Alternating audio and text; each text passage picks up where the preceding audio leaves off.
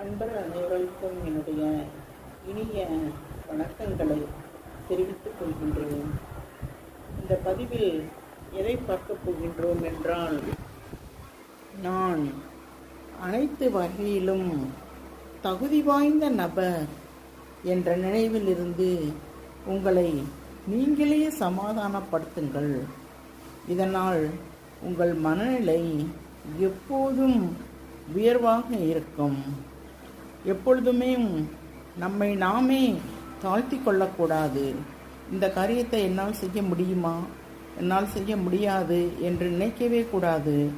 இந்த காரியத்தை என்னால் செய்ய முடியும் என்று, இதற்கு நான் தகுதி வாய்ந்த நபர்தான் என்ற நிலையிலிருந்து உங்களை நீங்களே சமாதானப்படுத்தி உயர்த்தும் போது உங்கள் மனநிலை உயர்வாக இருக்கும். நீங்கள் எப்பொழுதுமே ஆப்டிமிஸ்டாக